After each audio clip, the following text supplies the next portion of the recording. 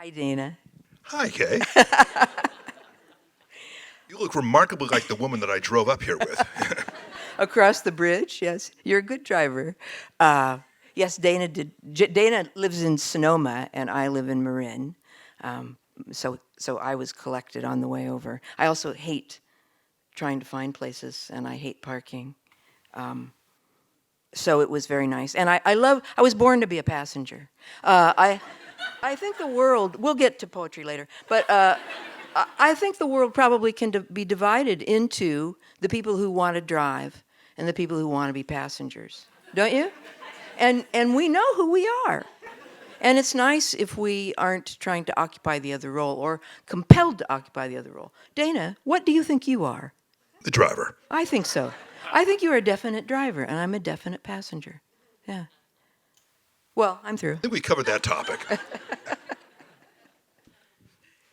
I would like to congratulate you on your handsome new book, your marvelous new book. And I was hoping that I might get you to read a poem from it. I think that would be a great way to start. And I know which poem I want you to read. Okay. You were thinking about what you wanted to read, weren't you? So I'm the passenger now rather than You're the driver. passenger now. Yeah, yeah. Yeah, I kind of took over the steering wheel here. And what are you going to tell me the title? Yeah, yeah. Okay, good. I'd like you to read Vulture's Mating. Okay. Doesn't that sound good? Page 50.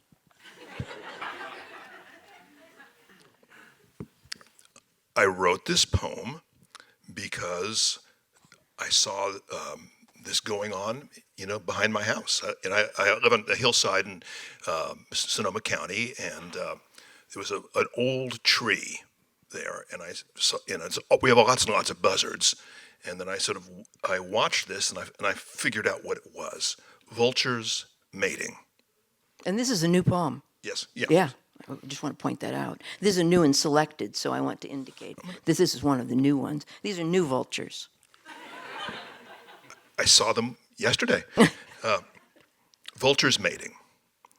On the branch of a large dead tree, a vulture sits, stinking of carrion. She is ripe with the perfume of her fertility. Half a dozen males circle above her, slowly gliding on the thermals. One by one, the huge birds settle stiffly beside her on the limb, stretching their wings, inflating their chests, holding their red, scabrous heads erect. Their nostrils dilate with desire. The ritual goes on for hours. These bald scavengers pay court politely, like overdressed princes in an old romance, circling, stretching, yearning, waiting for her to choose. The stink and splendor of fertility arouses the world. The rotting log flowers with green moss. The fallen chestnut splits and drives its root into the soil. The golden air pours down its pollen. Desire brings all things back to earth, charging them to circle, stretch, and preen, the buzzard or the princess, the scorpion, the rose, each damp and fecund bud yearning to burst, to burn, to blossom, to begin. Yeah. I've never read that poem, in public before, so it's an interesting experience for me. I'm so glad that I could bring it to the world's attention then in this public way. I thought it would be a nice way to start because it's such a profoundly California poem. I mean, those buzzards are such a feature of our lives here, and it's also such a typical, not a typical poem of yours, but a poem that demonstrates so many things about your poetry. It has this rich California quality. It has a strong narrative quality. It loves drama. Your poetry is often very dramatic. It loves high drama. It loves the opulent. It loves stink. It's sort of the inelegant elegant or the elegant inelegant. That lovely balancing of those things. So I just think it's a great way to introduce your work. Well, we're both working class Californians. Boy, we are. Yeah, we really are. And I mean, Yeah. and but my experience of the state is very odd, in that it divides very neatly into two. I was raised in Hawthorne, California. How many of you have been to Hawthorne? Okay, and you've lived to tell the tale. It's a real rough, ugly, concrete and asphalt town. There's no nature in it, and I was raised there, and I honestly never saw nature until I was 18. I went up to Stanford, and then suddenly it was like there's this world. I mean, to me, nature was the beach. In fact, the first time I ever saw a forest, I was depressed because we drove by it, and all I could think is they were going to tear it down and build houses, because that's the LA vision, of the world, And then I went up to New York for a number of years, and then we came back and we moved into rural Sonoma County, and so I have these kind of two different Californias. One's very urban, and one is natural. And that's reflected in your poetry too, I would say. You have the wonderful celebrations of, like, California, the what's the in August, the California Hills in August. California Hills in August. I would love you to read that poem. Yeah, I'd be happy to. This is This is a beautiful poem. I know it's been much anthologized, but it's an absolutely glorious poem. Dana's probably sick of reading it, but it really is a beauty, and it's this world. It's this world. Yeah, I was working in New York, and I was in the office, and there was this guy. His name was Bob Block, and he really was a blockhead, and so it was a perfect name for him. And he came back and he had been to California, and somebody said, "Well, what was it like?" He says, "Oh, it was so ugly." He says, "Everything, it's all brown and dry. It wasn't beautiful like Vermont." Yeah. And all I could think of was, And about a week later, I had to go to California because my father was in the hospital, and I was walking in the hillside of, behind the Stanford Hospital. There was actually hills still there at that point. And this poem just came to me, and I realized I'd been writing it in my head without realizing it. Could I slow you down right there? Now, that's a very interesting thing, that you felt that you had already, in a sense, written this poem. It was kind of collected in your mind. Huh? Could you talk a little bit more about that? Well, quite often when I'm writing a poem, and writing is a very weird and difficult process for me. I mean, I think you finish things much more rapidly than I do. I mean, I sometimes They're much shorter. Take. That's true. It's an advantage. It takes me sometimes years to finish, but a lot of times when I I write a poem because I get a physical sensation. My temples flush and my throat tightens here, and that's when I know I've got a poem. I mean, it's very weird, but it's physical.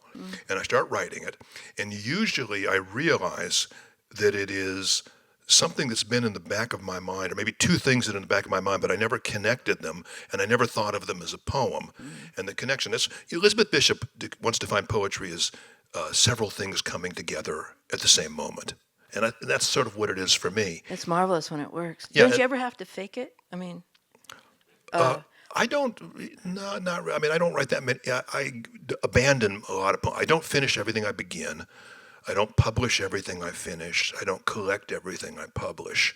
And so I tend to preen out the stuff that strikes me as, because one often begins to write something and you say, that's a posture. It's phony. you know what I find? I was wondering if this worked for you. When I said, "Do you ever have to fake it?" A lot of times I start with essentially nothing, and then things start accumulating. I mean, there is a certain kind of a mental attraction that occurs, and things start collecting, and one becomes aware of some nagging little thing, and can develop it then. But sometimes you just have to start by having it be deeply fake. That happens to me actually in revision, because what usually happens is when I write something, I get a block of something I can use, but I don't know where it goes, and I just come back to it, and I try to see it, and then it generates something, or something happens, and what I thought was the beginning becomes the end, or it begins, I find that in revision. Actually, I love revision. I hate writing, but I love revision. I mean, I think, I'm the only person that believes that. Just and it's think of because writing as the first stage of revision. Yeah, and so I just, you can kind of go there. Well, I'll try. You know, you'll feel better. Yeah. Maybe you'd read us your poem now. I think that moment's past, don't you? No, not at all. America demands it. Well, at least California. The poem is in one long sentence. But Howard Moss, who was the editor of The New Yorker, put a period at the end of each stanza, which gave the poem a kind of gracefulness on the page it didn't really possess. The sentence begins with how an Easterner sees the landscape, and then it ends the way a native sees the landscape. California hills in August. Let's just listen, if you can. I can imagine someone who found these fields unbearable, who climbed the hillside in the heat, cursing the dust, cracking the brittle weeds underfoot, wishing a few more trees for shade. An Easterner especially, who would scorn the meagerness of summer, the dry, twisted shapes of black elm, scrub oak, and chaparral, a landscape August had already drained of green. One who would hurry over the clinging thistle, foxtail, golden poppy, knowing everything was just a weed, unable to conceive that these trees and sparse brown bushes were alive, and hate the bright stillness of the noon. Without wind, without motion, the only other living thing, hungry for prey, only other living thing, a hawk, hungry for prey, suspended in the blinding sunlit blue.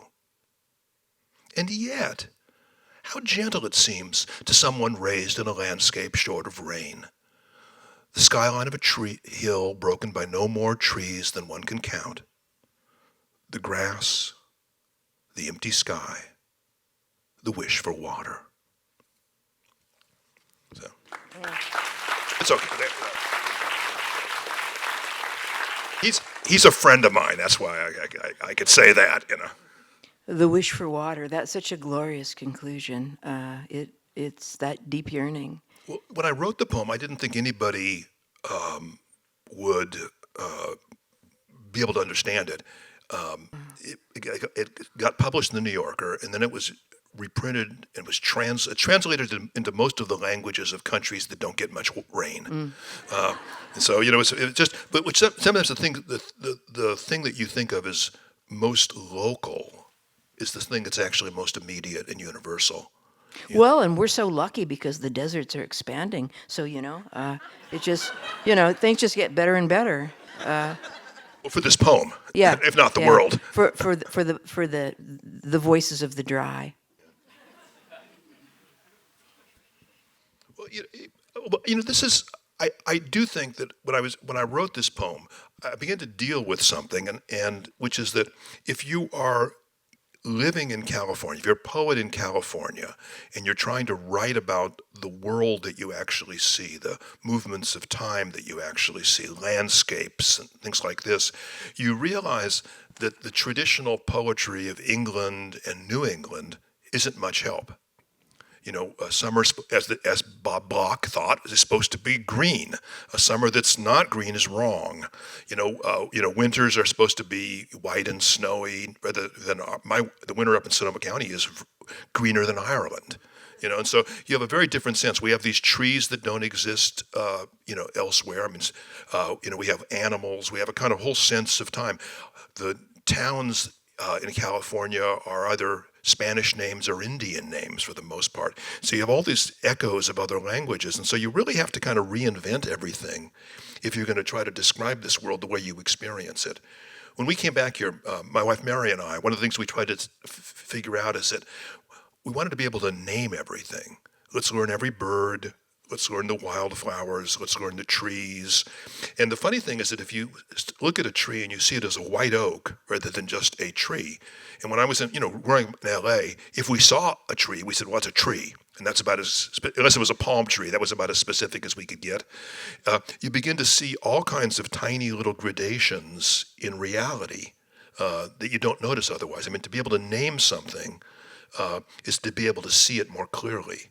And so it was, and so I had to kind of educate myself in the actual natural reality of California, which I kind of craved as a kid, but I only read about in little science, these little golden books and things like that of science and things like that.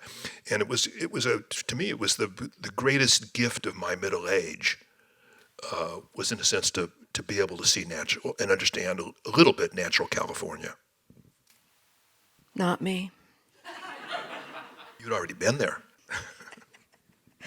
I've always been really bad about remembering the names of things in the outside world, as distinguished from the inside world.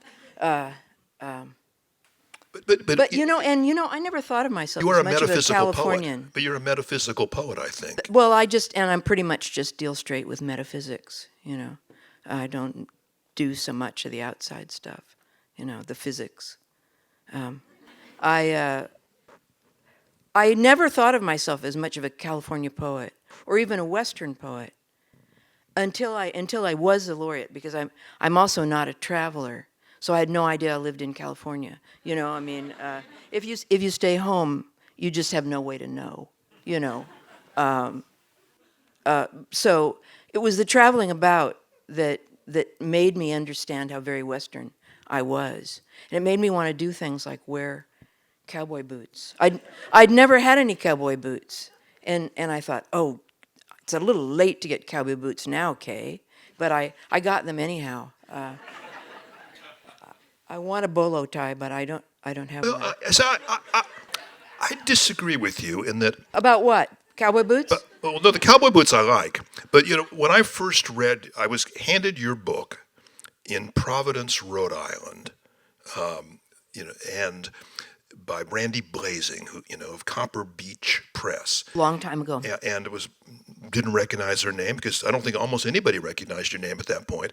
And I began reading the book, and I felt a kind of affinity. It seemed to me a kind of West Coast. I mean, I'll use a term that Michael Tilson Thomas used about a certain type of musician like Lou Harrison and people like that, the West Coast maverick, which is the person outside of the official structure who has, takes a different Harvey Parch in Petaluma, Lou Harrison in Los Aptos, to certain people like Terry Riley, John Adams, these composers, and they just didn't compose the way the people that did who had gone to Ivy League universities, and you had that kind of outsider quality, homemade quality, the things that, an artist who has made their own system, which I think is very Western, I think is very Californian, probably even more specifically more Northern Californian. But it might be in general just really American. I mean, you think about our great poets, and why not? We're think about, say, Whitman or Dickinson. I mean, they just generated their own systems and their own way of seeing, and were rather isolated or cut off from the. Well, I guess Whitman wasn't so much, but Dickinson. Yeah, I mean, you could say Hugh Kenner said, called American literature the homemade world. Yeah. But I think this, I don't feel that when I'm reading, poetry of, kind of the Boston, New York kind of structure. It seems to me at this point it's a highly, rather sophisticated kind of poetry that's operating on a different tradition. But I think, one of the California has a different literary identity than the rest of the country. I mean, there's certain regions in California. You wouldn't have a Jack London.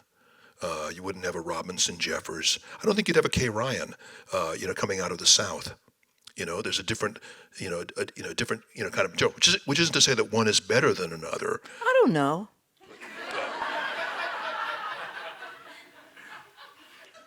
In that sense, I do not think that I'm a bit regional. Yeah. One. But I'm making a metaphysical argument. Oh well. Okay. No. Let me say that we use the furniture available. I mean, like if you're trying to explain something in a coffee shop, you use the salt and pepper shaker and the spoon and the fork, and you move things around to show. And the reason you use those to demonstrate with is because they're there, right? You want to demonstrate something, and so you use what you have to demonstrate. All right.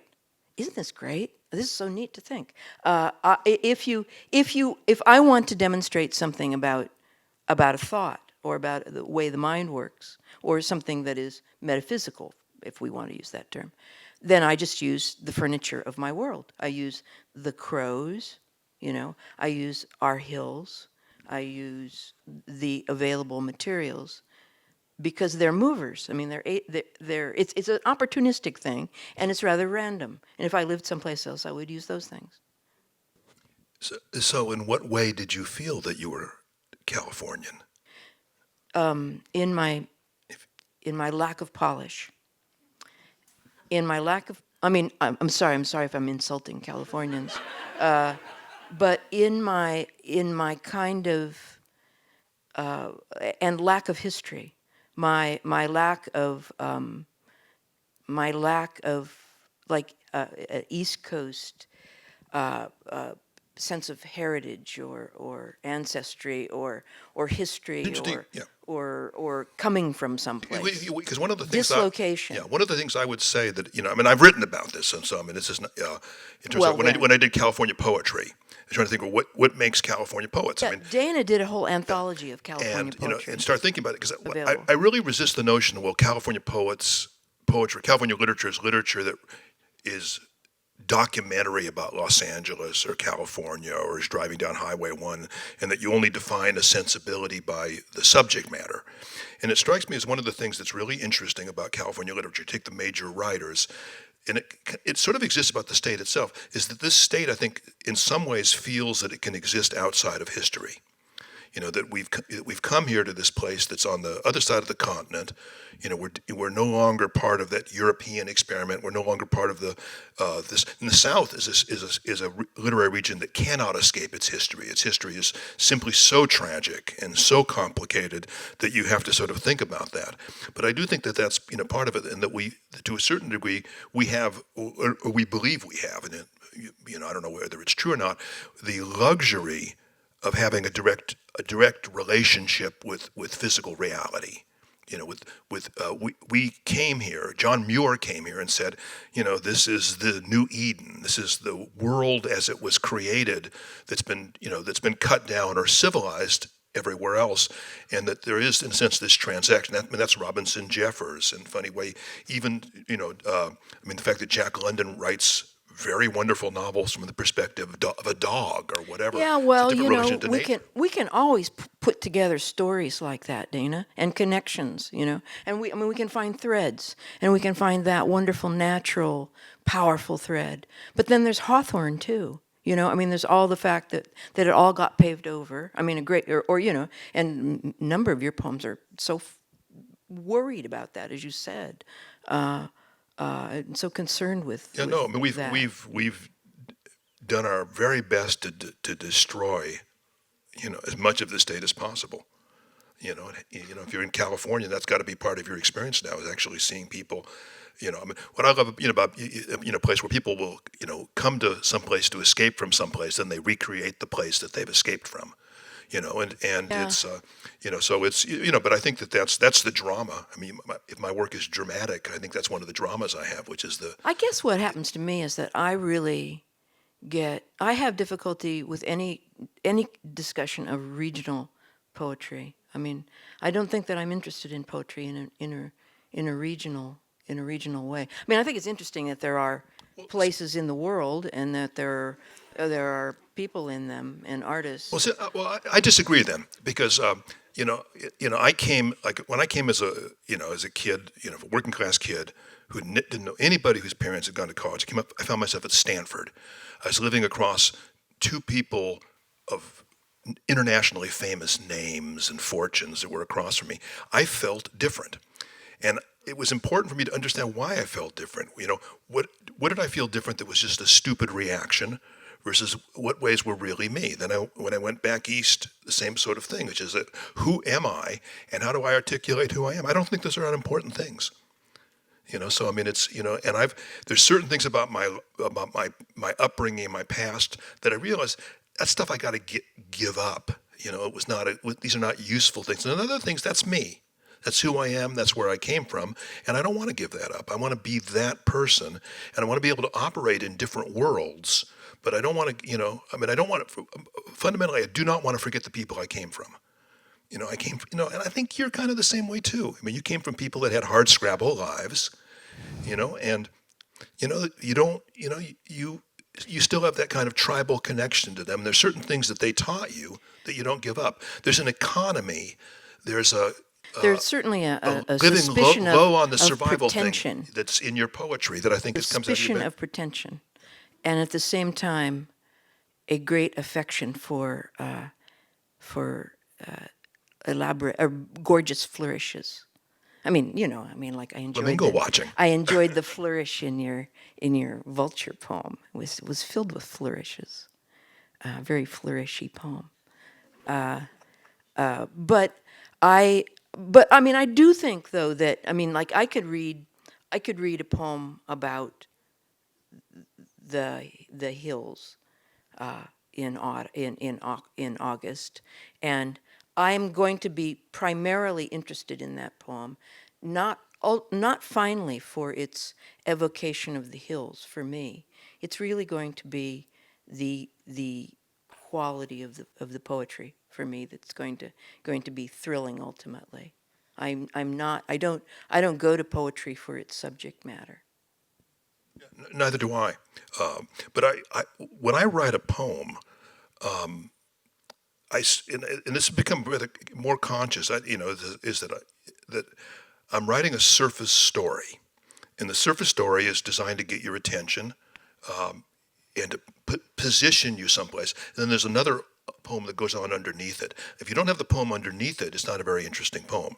I mean, there's certain poets who have very interesting surface stories, but I don't feel anything at all, in terms of, of what's going on. And so what I think of is that you have the text, and the subtext. It's sort of like Fred and Ginger dancing, and I find that the two of them dancing more interesting than I find Fred Astaire, doing a solo. As much as I love Astaire, it's to have, these two things that are, you can never quite assimilate everything that's going on. It's so rich. That's nice. I was trying to read Paul Celan recently, and he has like no surface. It's just all the underside.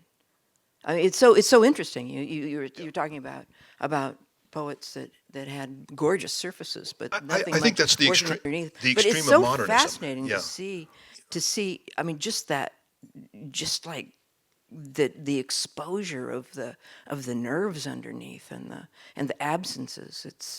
It's painful. I don't despise a surface subject. I think actually my ideal poem is a poem which an intelligent, non-literary person can listen to and engage. This comes out of, I think, being working class. Man, I learned poetry because my mother, who was a working class Mexican woman, had to memorize poems in those repressive days of when they made you do this in school, and she would recite poems, and she would say, and sometimes she only knew part of them. I was interviewed, about Casey at the Bat, the other day for the Chronicle. Could you do it? No, I can't. But my mother could do, somewhere the sun is shining and somewhere children shout, but there is no joy in Mudville. The mighty Casey has struck out. And she would do this. But, she would do, it was many and many a year ago in a kingdom by the sea that a maiden there lived whom you may know by the name of Annabelle Lee. And she would create a spell. And as a little kid, I just loved this, even if it was something like something stupid, or wonderfully stupid, like, the owl and the pussycat went to sea in a beautiful pea green boat. That's one of my very favorite poems. I think it is. I think it's the greatest symbolist poem in English. It's an absolutely magnificent poem. Yeah. It's on my top 10 Yeah. list. So she would recite these, or when the Ogden Nash is the panther, which ends up with the memorable advice: when called by a panther, don't answer. And so, I was raised by, her, and she hated, you think you hate pretension. My mother was, the Savonarola of anti-pretension. Yeah. And, I told her that I had been confirmed by the U.S. Senate unanimously, to be NEA chairman. She said, don't think I'm impressed. and she wasn't, Yeah. But anyway, it was that. So my idea of being a poet is to write in a way where you can simultaneously address two audiences. As state poet laureate, I've decided I want to visit every county in the state, which means that most of the places I'm going to are not going to be Berkeley. They're not going to be San Francisco. They're not going to be West LA. It's going to be Modoc, Siskiyou. And I like that, in terms of writing a poem the average, intelligent, alert, curious person, I'm not talking about comatose, thick-headed louts, but there's a lot of people that can respond to, but also has inside it a poem which a more sophisticated reader can respond to in a slightly different way, and and that's why I say text and subtext, and so because I would actually love to write poems like Paul Celan, where I go through and I write them. I don't have the exposed nerves that he does with it, and I just go. There's nothing for somebody to hang on to in this poem, and so you try to find an access. So the older I've gotten, the more the way I would define a poem is a spatial metaphor. I'm trying to create a room that you want to come into. There is a front door, there may be a back door, there may be a window, there may be a sliding glass door. You're going to get there. You're going to kind of know what room you're in, but you'll say, he left something out. There's things that have to be in that room that I've left out, and you got to bring them from your own life. And I think that's the transaction of poetry. I think it's the transaction of your poetry, which is that we have to lean forward into the poem with more attention than we bring to prose, because prose gives us all the details and the context and lets us know where we are. And that's why poetry is harder to read, but it's also why poetry affects us more strongly, because we have to bring ourselves into it. And so, I'm trying to find, and it's very difficult to find a balance between putting myself in the poem and leaving myself out of the poem, or deliberately eliminating things. And I'll sometimes take a poem that's finished and I'll begin to cut out things. And I cut them out because I don't think they're essential to the poem, and this is exactly the material I want you to bring from your life into the poem. I want to keep my material out of it at that point. And so, and it's really conscious on my part. And the funny thing is that people will then actually, when they respond to the poem, talk about the poem, they will mention literally the thing I cut out. Isn't that gratifying? You do feel awfully clever. No, but I think what it is that what you're doing as a poet is you are at some level inhabiting a mystery, and most of the mystery remains inscrutable to you. But when you actually figure out parts of the ritual, parts of the mystery, you feel like, yes, I'm getting closer into the nature of the art. I think you're right. I think you do have to scratch at the mystery. I mean, you have to, and you have to. I think maybe one of the things that helps not get too discouraged is if you don't try to do too much of it at once. Like you say, you just do a little patch of the mystery. I mean, some of the mystery has to obtain in your work. You have to finger it and mess with it, but not all of it. You can't. Just a little mystery goes a long way, right? When you try to do too much is when you become pretentious. I mean, that's when you start to realize you're faking it. I wanted to ask you a question. This is just out like, I just want to ask you. Forget about them, okay? No, I was reading the last poem in your book, which is called something like a marriage of. What is it? Marriage of many years. Many years. I knew it was like a long time or something. And I really am crazy about the last line. And I was thinking then that how a little poetry goes a long way. How a tiny bit sticks in our mind and matters to us profoundly. And lots of times, I mean, that can be kind of discouraging because, first of all, poems are short, but then after that, we strip it down to a line or two, sometimes a phrase that matters to us terrifically, or that calls the whole thing up for us somehow. And I was just wondering what you thought about that, the truth of that. No, I agree entirely. I think one of the most interesting things about poetry, or one of the weirdest things about poetry, and I don't think that that when critics are writing about poetry that they often recognize this, is that you can excerpt things from poetry, put them in isolation, and they work magnificently. In fact, there's some poems that that just have this life. I mean, there's poets that have survived by having a single line remembered, and that's not contemptible. I mean, to Or have a like single line. Sappho. Sappho just survived because she was quoted elsewhere, right? Yeah, I mean, there were no existing volumes yeah. of her work. No, She was just valued so much. I try to give my a lot of my poems a line by line checkup. Where I'll just go, is there a line that you just really wouldn't want to read? Maybe it works in context, but it's just kind of dull on its own. Do you want to know which line I really really loved in A Marriage of? Well, you told me it was the last line, wasn't it? Oh, yeah, I Oh, guess I you gave gave it you away. you gave it was you gave it away. Yeah, but you guys don't know. Well, yeah, let's read the poem. But I know it. Oh, okay, you can read the poem. Read the whole poem. Yeah. No, I want you to read it. We can just do the last line. If No, that no, would be, we have to read up to it. It's not that long. Well, this, one of the hardest subject matter. Another new one. Yeah, I'm sorry yeah, to interrupt, but this That's is the another last one. poem in the book. It's actually probably the newest poem in the book. One of the hardest things that to write about is about a happy marriage, about a happy relationship, and it seems to me that a lot of what love is, a lot of even the sexual element of love is conversation. You're with somebody and you have shared jokes. Some word will mean something to the two of you that it doesn't mean. You always know if somebody's having a secret affair because the two people laugh at something that other people don't think is funny. And it's because they've already created this private language. And so it's really about that. The question is, so you create this private mythology, this private language, but it's doomed, because you're mortal. Oh, don't tell. And so that's really what the poem is about. Does that what does that matter? Marriage of many years. Most of what happens beyond words. The lexicon of lip and fingertip defies translation into common speech. I recognize the musk of your dark hair. It always thrills me, though I can't explain it. My finger on your thigh does not touch skin. It touches your skin, warming to my touch.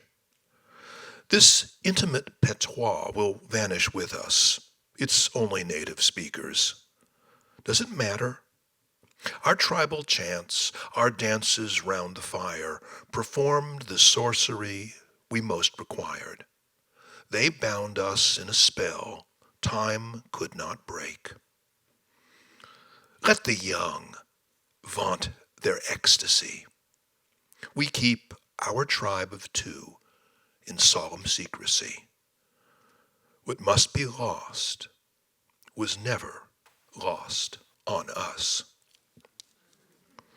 So, That's just a great last line. What must be lost I was would, never I would, lost on us. I would say I have And it's three. idiomatic. I mean, it's the idiom of the second I'd say I part have that makes it so three beautiful. great lines in that. The last three lines are really good. I mean, that's when the poem, really hits full stride, which is, let the young vaunt their ecstasy. We keep our tribe of two in solemn secrecy. I'll tell you the line I liked. I mean, those are okay.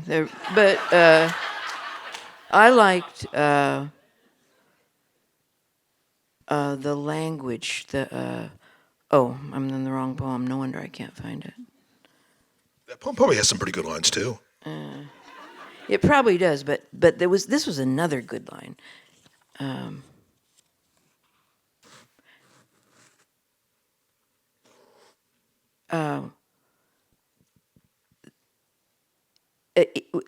The intimate patois will vanish with us. It's only native speakers. I just love your saying, it's only native speakers. This is a language that it is a language of two. Yeah, and can I say something? That's a California image, because I was thinking of the Book of Ishi.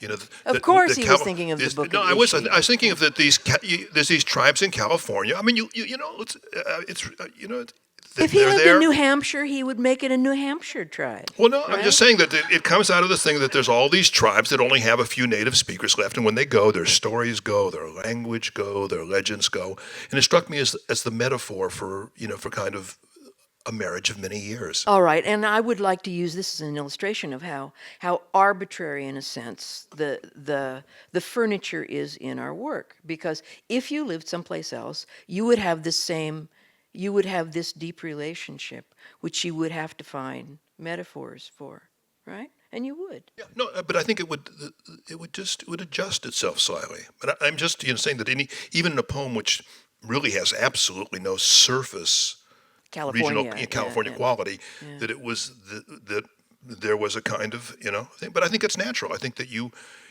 exist in a. I mean, I really believe that we exist in a particular time, in a particular place, in a particular body, and you got to kind of begin there.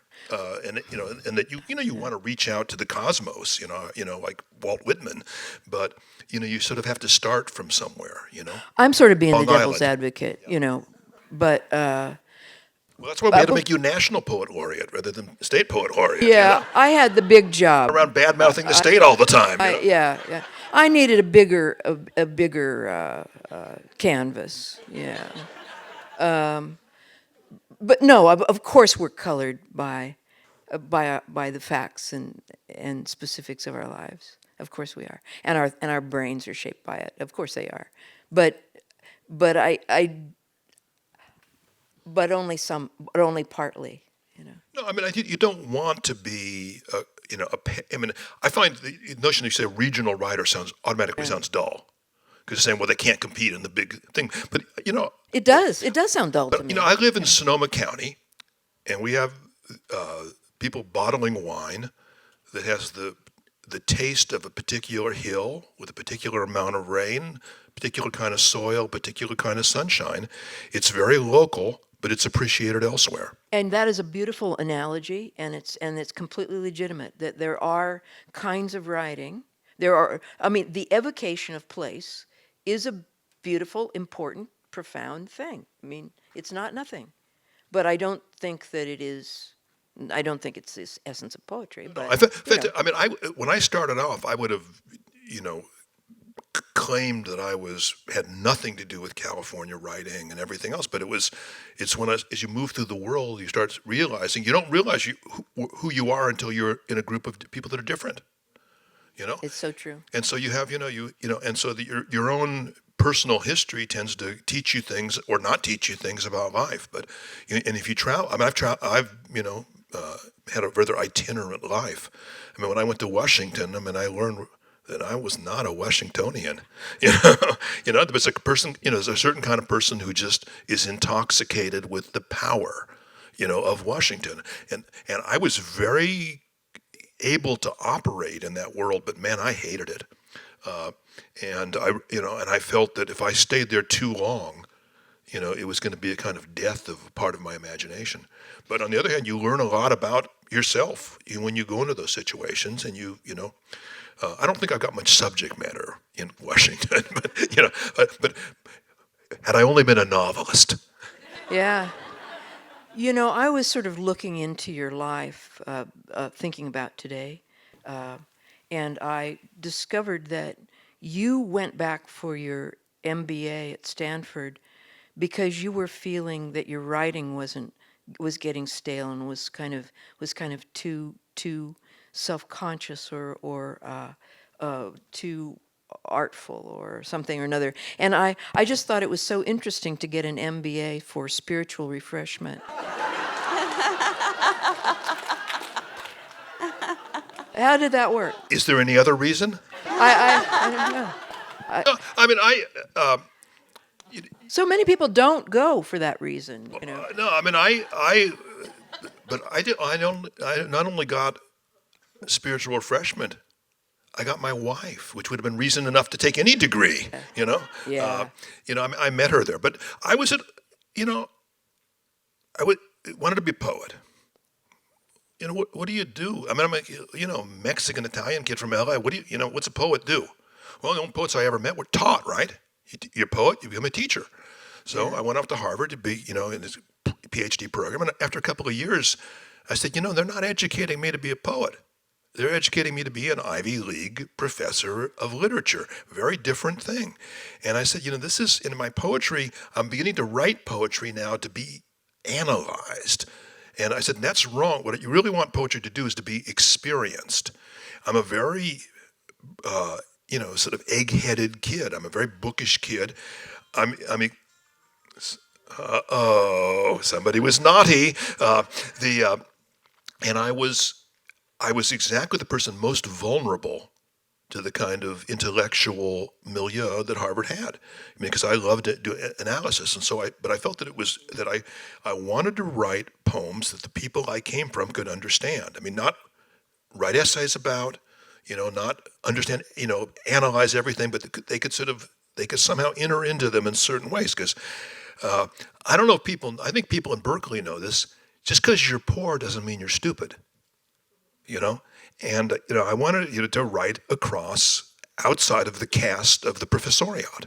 Like that Williams poem. This is for you, old lady, old woman, but you'll have to try hard. Yeah. I mean, you that's what you wanted to do. And so I'd had every shit job in the world since I was 9, and so I figured I didn't want to go work on a loading dock while writing my poems, and so I figured I was also the oldest kid in a big poor family, and I felt that somebody, I had to be responsible. So I went to business school to be a poet. People think that I, was in, all this things. And I said, Wallace Stevens did it, T.S. Eliot did it, Archibald MacLeish did it. I was going to put the day's work in, and I was going to come back at night and write, and that's what I did for 17 years. I wrote at night and weekends. Worked, yeah. So MBA, that's the ticket, right? No, and let me emphasize this: don't go to law school.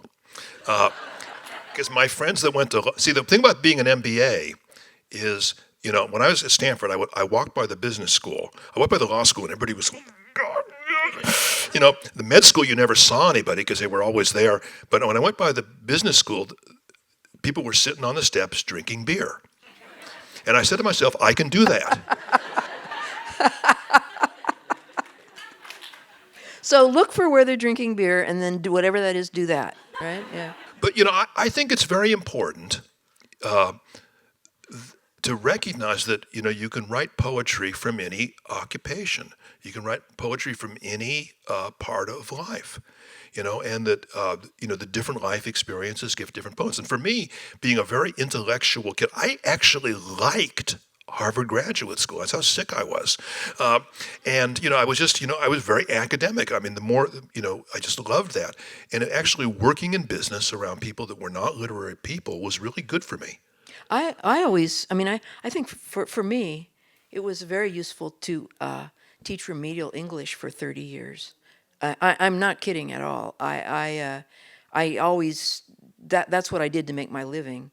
I sort of chose, like Dana, I wanted to write, and I mean, it was the thing that was endlessly compelling to me and brought me back, made me want to do more of it. But I had to make a living, but I wanted also to make a living in such a way that it would leave me free.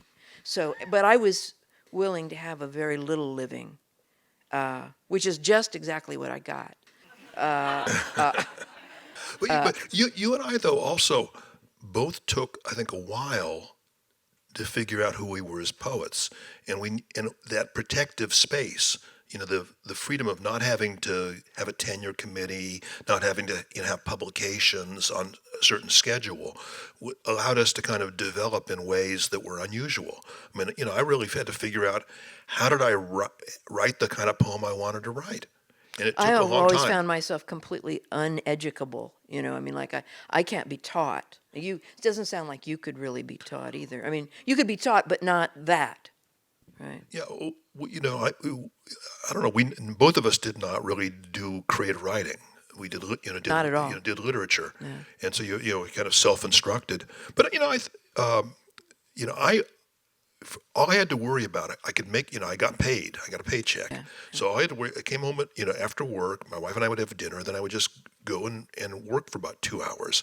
And I could take a long, long time to finish a poem. I could write a poem and throw it away, because I just trying to figure out, and for 7 years I didn't publish anything. And that was very, very I think important it's for me. great to not have to live off your work. I mean, off your writing, especially if you're a poet. It's hopeless. Well, let me do a poem about the next poem. Great. This is Oh a, yeah, yeah. This is a poem. This is the dread part of every any poetry reading. Eventually, the poet will insist on reading a poem about poetry, and that awful moment has arrived for this for you today. But this is a poem where I was really thinking about what was I trying to do as a poet, and so this is called The Next Poem. How much better it seems now than when it is finally done. The unforgettable first line, the cunning way the stanzas run, the rhymes, soft-spoken and suggestive, are barely audible at first, an appetite not yet acknowledged like the inkling of a thirst, while gradually the form appears as each line is coaxed aloud, the architecture of a room seen from the middle of a crowd, the music that of common speech, but slanted so that each detail sounds unexpected as a sharp inserted in a simple scale. No jumble box of imagery dumped glumly on the reader's lap, or elegantly packaged junk the unsuspecting must unwrap, but words that could direct a friend precisely to an unknown place, those few unshakable details that no confusion can erase, and the real subject left unspoken, but unmistakable to those who don't expect a jungle parrot in the black and white of prose. How much better it is now than when it is finally written. How hungrily one waits to feel the bright lure seized, the old hook bitten. Now, I didn't know you when I wrote I didn't know you or your work when I wrote that poem, but I could have been describing your method when I go, the rhymes soft-spoken and suggestive are barely audible at first. The way that your rhymes kind of emerge, out of the hearing the poem rather than seeing it. But it's. But I think that I like to write poems where the real subject is left unspoken. That's why you need a surface subject. You need to distract.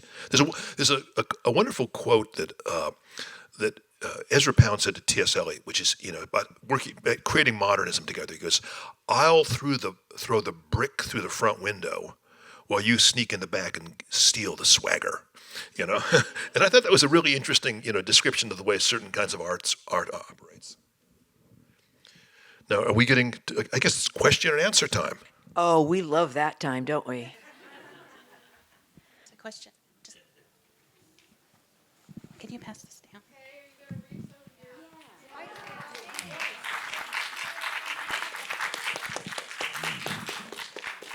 Okay, a little, but just very little. But fortunately, they are very little. I'll read the first one in the book, okay? What's the name of the book? I'm going to read from my book that came out last fall. It's called Erratic Facts. Hey, actually, that's a very California thing. You been to Yosemite and seen the erratics there up in Tuolumne? The big erratics are those boulders that are released from glaciers, so that they are eccentric in their final location. They don't belong to the environment around them. Naturally, they aren't the same stone. They aren't shaped the same way. They're just these things sitting around. And I find them bewitching. This poem is called New Rooms. And it's about the mind. The mind must set itself up wherever it goes.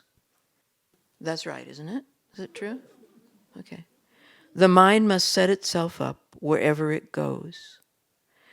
And it would be most convenient to impose its old rooms, just tack them up like an interior tent.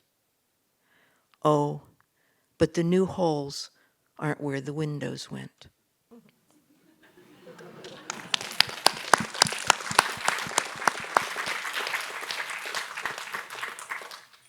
I'll read one more. This one is called Monk Style, and it's something that I heard on NPR. This biographer of Thelonious Monk said, in practice, it took 45 minutes to get his stride. It was hard for Monk to play Monk. So here's a little poem. It may be that Monk is always playing Monk, but down the hall, there are long corridors, as in a school. Monk must approach himself, join himself at the bench, and sit a while, then slip his hands into his hands, Monk style.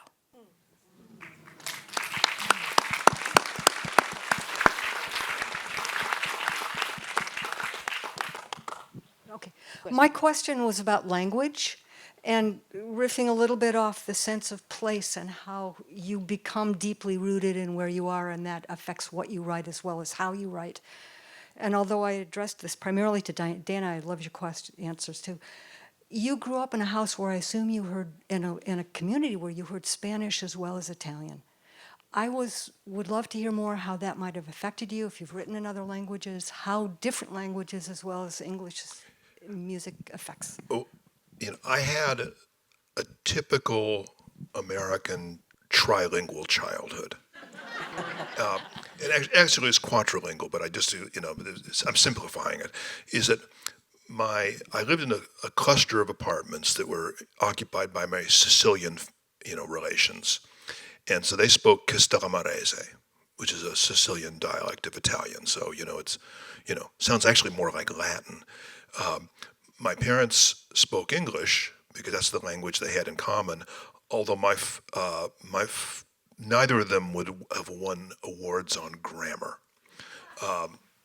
In fact, I found a wonderful note that I'd written myself where my father, who was raised speaking Castellamarese, one told me, he says, "Dana, you're becoming infamous," which he thought was like a heightened level of fame.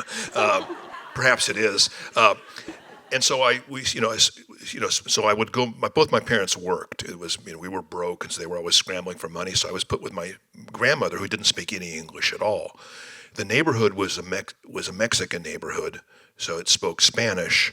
And then in school, I went to 12 years of Catholic school. We did use Latin. I mean, I was altar boy and prayers, and so I was raised with this sense that languages are porous. That there's and there were that you sort of move from one to the other, and almost all of the along the main street, which is only one block away from where I was, a lot of the businesses were owned by Eastern European Jews, and so they spoke with a kind of a Russian or a German accent, and so it was just a notion that that of the Tower of Babel, that the world has got all these people to speak these different languages, and you got to figure out how to communicate with people who don't necessarily share your code. I think this comes into my work with a very heightened sense of the roots of words. A lot of times I'll use words, thinking of the roots or thinking of puns on them. This is what this word means, but it reminds you of that word, and I like that. In fact, Donald Davy, wonderful British poet critic, was. He initially got, when I was, I think got mad because my language was too Latinate. And I said, well, that's because I was raised hearing Spanish and Italian and Latin, So, but I think I love to use I think one of the beauties of writing in English, and it's different in Italian, it's different in German, which are languages that I can read pretty well, is we have all these different levels of diction, all these different things. I can use a word that has a Sanskrit or root. I can use a word that has a French root, a Greek root, an Italian, and they sound slightly different. We have about 7 or 8 words for anything, and you play with that. We just spoke English. My grandparents were Danish, and when they came to the United States, they only spoke Danish, but they got over it just as quickly as they could, and I was entirely raised in an English-speaking household. I think it was a loss. I envy you the wealth of that and the robustness of it. Are students in remedial English coming from other languages? Yes. Were my students in remedial English coming from different languages? Yes, they were. I had a question. You guys referenced spell kind of twice, and I think it was Marie Howe recently I was listening to, and she also was talking about how poetry, she hadn't thought of it this way till she saw her daughter. A kid said something mean to her, and then she recited the very familiar, sticks and stones can break my bones, but words will never hurt me. So I was wondering what either of your opinions were kind of on poetry as spell and sort of this way to enact or counterspell something in our life. Wow, isn't that beautiful what you just said? That was lovely. Thank you. I've just written a long essay called Poetry as Enchantment, which I think you can probably pick up on the web. And I really talk about, if you go back to Latin, the word for poem is carmen, which means a poem, it means a song, it means a magic spell. And we even, as it comes into French and French English, charm. Charm is, it can be a magic spell, or it can be kind of the allure of something. So that sense originates in us. I believe, at least the poetry I respond to, has an element of magic. That what you do in a poem is you enchant the audience, you enchant the reader, you enchant the listener. And I think you're doing often by the sound alone, or there's a poem by Edith Sitwell, which called Scottish Rhapsody. Oh, do not take a bath in Jordan, Gordon, on the holy Sabbath, on the peaceful day, said the huntsman playing on his old bagpipe, boring to death the pheasant and the snipe, boring the ptarmigan and grouse for fun, boring them worse than a 9-bore gun, till the tartan leaves where the prunes are ripe, your flaxen voice a droning through the pipes, and they hear Macpherson say, where do the winds go, what hotels hide their bustle and their gay umbrellas, and would there be room? Would there be room? Would there be room for me? There is a hotel at Ostend, cold as the wind without an end, haunted by ghostly poor relations of Bostonian conversations, like bagpipes rotting in the walls, and there the pearl ropes fall like shawls with the sound of marine waterfalls, and another little drink wouldn't do us any harm, pierces through the sabbatical calm, and that is the place for me. So do not take a bath in Jordan, Gordon, on the holy Sabbath, on the peaceful days, or you'll never get to heaven, Gordon Macpherson. And speaking purely as a private person, that is the place, that is the place, that is the place for me. Now, I love that. I don't know what Edith Sitwell means in that poem. I know she's making fun of Scotland, of awful British seaside resorts, and Presbyterianism. But what I do know is that when that spell gets cast on me, all these weird and wonderful things happen in my mind. And that's the unspoken subject of that poem. And it can only happen, this is an extreme case, it can only happen when they kind of cast the spell. And so it seems to me that that's really the initial thing that any real poem does, one way or another. That was so neat, Dana. I kept thinking, gee, I wonder when he's going to be done. But then I kept not really wanting you to be done. I mean, because it kept going on and on. I thought, how can it keep going on? And gee, I just like the way it's going on so much. So I was ensorcelled. It was truly and deliciously ensorceling. Ensorcelled is a Danish word, is it not? What? Oh. Edith Sitwell. I never read her. She's forgotten. I think rather wonderful. Oh yeah, I'm going to rush right home and read her. I'd like to continue what makes California poetry unique, and I want to throw two hypotheses out at you. First of all, your reaction to Harvard Graduate School is I had the same. I had the one that you expected to have, but it didn't, and left from English literature, and one of my feelings was that it was, first of all, scholarly rather than creative, but secondly, that it was self-consciously literary, which I don't think California poetry is. So that's one hypothesis I want to throw at you. And the other one is that from Joe Miles' wonderful poem, After This Sea, which is all about the flight west of her forebears, and then the kind of caressing of the landscape, and then she talks about this dynamism from east to west, leaving behind, and she says, whatever we make here, whatever find, we cannot leave behind, is the end of the poem. And I think it's just such a beautiful way of stating the California state of mind, both in itself and in terms of what many of us fled, or where the power centers and the history are in this country. Well, I mean, I agree with, I think, pretty much everything you've said. I mean, I should say with Harvard, it was a great school. I had great teachers. I had great, they treated me well. It was just that wasn't the place for me, as Edith Sitwell would say. And it took me a while to recognize that. But I do think what you're saying is that in California, America, or individuals, however you want to look at it at a national or individual level, have been able to have a different conversation than they would have anywhere else. They've been able to lead different lives than they would be able to to lead somewhere else. I mean, Kevin Starr, the great California historian, his main theme across his multi-volumes is that California gave people the possibility of leading a good life in the way that they wanted to, that was unavailable in Sicily, in Chihuahua, Mexico, where my relations came from, probably even Denmark, or New York City.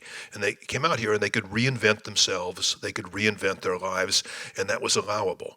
And I think that poetry does the same thing. Now, what I would say is that if you're doing it as a poet, maybe it's different for some people, is that the natural world speaks to you, in this really, really powerful way that it might not, if you're in New York City or London.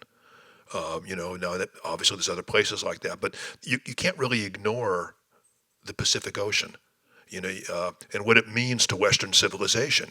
It qualifies your own civilization to sit there and look towards Asia, to look down south to Latin America. So I think there's just lots and lots of things like that. But, and I think not everybody, but I think different people come up with different solutions. And the self-consciously historical, self-consciously literary is not really what's it called, the default setting of California writing. That's probably true. Would you like to expand on that? Is it still on, or? Oh, okay. Maybe I am just off. But don't you, when you go to New York and you talk to writers? Yeah, I understand what you. I think that might be very true. I mean, I think maybe we are less interested or less tyrannized by any idea of tradition, right? Yeah, I mean, they when introducing Kay, they quoted J.D. McClatchy, Sandy McClatchy. Sandy McClatchy, is the walking poster boy for T.S. Eliot's, the mind of the Western world, and has every author from Homer to the present, consciously in his mind. I mean, so do you. Come on. But not in the same way. This guy has a very well furnished mind. I don't know how he even moves in it.